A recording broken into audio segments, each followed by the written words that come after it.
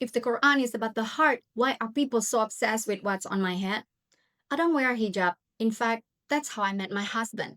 He said he wouldn't have dared to approach me if I were covered up because of the wall it creates. Many people preach the must of the head cover, but let's look at the source.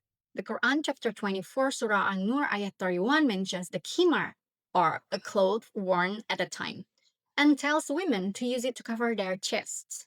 It focuses on modesty or haya, which is a behavior, not a piece of fabric. And nowadays, people love to say those who are covered are not necessarily good, but those who are good are definitely covered. Let's audit that with logic. If goodness were a uniform, the world's most corrupt people would just buy the outfit. And they do. In science, we call this moral licensing, wearing the mask of piety so nobody audits your characters. But the Quran, chapter 7, Surah Al-A'raf, ayat 26, settles the debate. All children of Adam, we have provided you with clothing to cover your bodies and as an adornment, but the clothing of righteousness, or taqwa, that is best. It says physical clothes are just adornment, but the clothing of righteousness is the best. The Quran explicitly creates a ranking. Physical clothing is adornment, but the best clothing is an internal state, taqwa. The phrase, the good is definitely covered, actually contradicts this verse.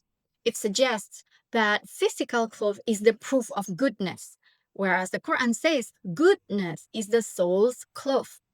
According to the source, you can be physically covered and spiritually naked if you lack taqwa. So when people perform one visible good act, like wearing a religious uniform, their brain gives them a license to be immoral in other areas because they feel they have already checked the box of being a good person. Science shows that humans use uniforms to quickly identify friends versus enemies. The phrase is just a tribal tool to keep people in conformity. It's not about morality, it's about brand loyalty. Science proves that a uniform can actually hide a lack of character because the wearer and also the observer becomes blind to the person's actual behavior once the correct outfit is seen. If you prioritize the fabric over frequency of the heart, you are not following the code. You are following a dress code. I respect that it is your choice, and I also have my own choice because I rather have a heart that is covered in integrity than a head covered in fabric that hides a sick one's mind.